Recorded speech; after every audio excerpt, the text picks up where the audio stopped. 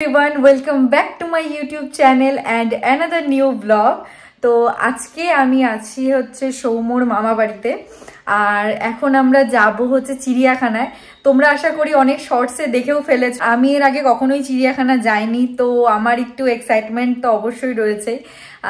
আর যারা যারা কলকাতার চিড়িয়াখানাটা দেখো আর যারা একদমই চিড়িয়াখানা দেখোনি তারা তো অবশ্যই এই ভিডিওটা দেখতে থাকো, খুব মজাদার হতে চলেছে ভিডিওটা। খুব তাড়াতাড়ি আমাদের বেরোতে হবে, 12টার দিকে বেরোনোর টাইম, এখন বাজে 11:30। ফটাফট আমি রেডি হব, এখন স্নান করে চলে এসেছি, জাস্ট রেডি হব। চলো আর কথা বাড়াচ্ছি না, ভিডিওটা স্টার্ট করা যাক।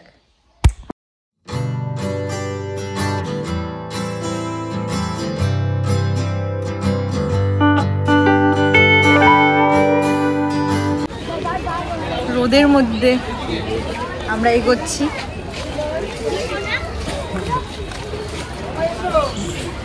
প্রচুর ভিড় এখানে, প্রচুর।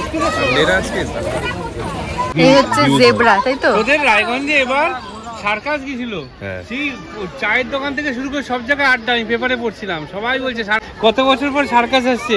একটা বাবা তার মেয়ে আমেরিকায় থাকে, মেয়েকে ফোন করে বলছে জানিস জানিস মা, ছোটবেলায় তোকে সার্কাস দেখাতে নিয়ে গেছিলাম, আবার আমাদের গ্রামে সার্কাস আসছে। হ্যাঁ মানে বলেছে গ্রাম নয় আমাদের। তখন মেয়ে বলছে তাই বাবা, মেয়ে আমেরিকা থেকে টিকিট কেটে সার্কাস দেখতে এসছে। রায়গঞ্জের ভিউয়ার্সরা তোমাকে গাল দিবে। আজকে পেপারে পড়েছিলাম 32 বছর না 30 বছর পর রায়গঞ্জে। ওটা কি?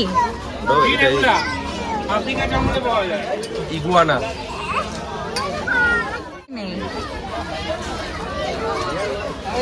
ও আচ্ছা, হ্যাঁ দেখেছি। This is alpaca. যেহেতু আজকে সানডে ছিল তাই জন্য চারিপাশে প্রচুর ভিড় ছিল, আর ফেব্রুয়ারি মাসেও এখানে ভালোই গরম পড়ে গিয়েছিল। চারিপাশে এরকম খাঁচা করে পশু পাখিরা রাখা ছিল, আর এরকম মাঝখানে বিশাল বড় একটা মাঠ ছিল যেখানে সবাই বসে আড্ডা মারছিল। এদিকে এলো, এদিকে এলো, ঠুমকা লাগিয়ে লাগিয়ে চলছে একদম পুরো। রং করেছে নাকি? এটা নিশ্চয়ই মেয়েই হবে।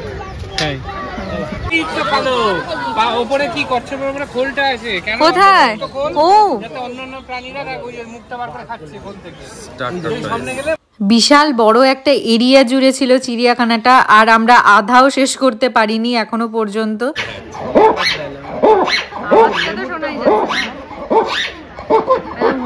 লাগিয়ে দিয়েছে।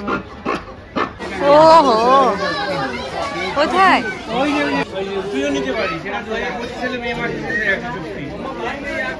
এখানে অরুণা চৌধুরী একজন ক্যাঙ্গারু অ্যাডাপ্ট করেছে, সেই থেকে গুড্ডুর ইচ্ছা হয়েছে আমি একটা ক্যাঙ্গারু অ্যাডাপ্ট করবো। এটা শেষ হয়ে গেছে চুক্তি 6/5/2025, তারপরে আবেদন করতে পারি। সৌম্য বরাবরই পশু পাখি ভীষণই ভালোবাসে, তাই জন্য ও কিন্তু ভীষণ মজা পাচ্ছিল। তার মধ্যে মামা ওকে নিয়ে লেগ পুল করেই যাচ্ছিল।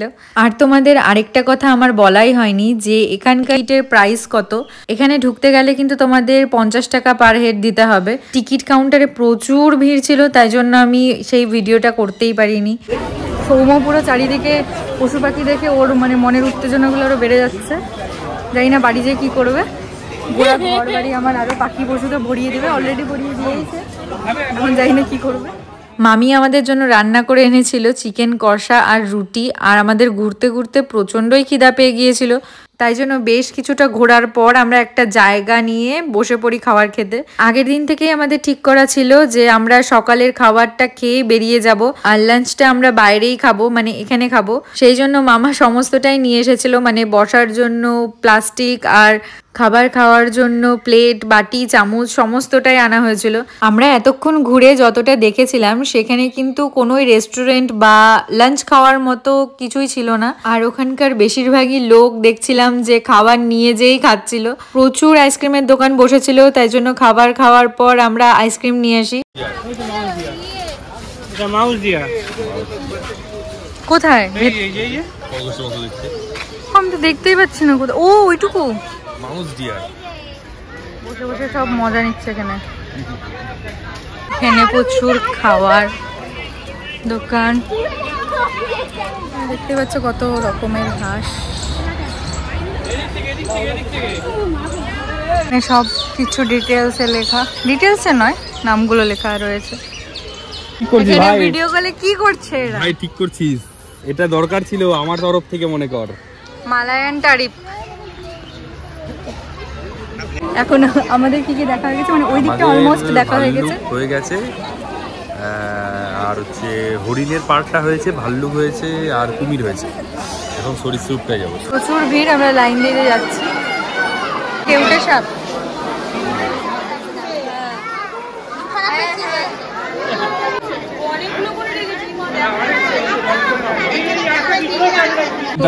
কবে আসবে? আমি স্পেশালি আমাদের ওখানে কবে আসবে? আর ভালো লাগছে না, কখন যাব বাড়ি, আর হাঁটতে ভালো লাগছে না। তবে তো ঠিক আছে, মাকেই বলে দাও। অনেক পাখি আছে দাদা। যেগুলো এতদিন টিভিতে দেখে এসেছি সেগুলো চোখের সামনে দেখা মানে কি যে ভালো লাগছিল যে তোমাদের কি বলবো। একটু টাকা, একটু টাকা।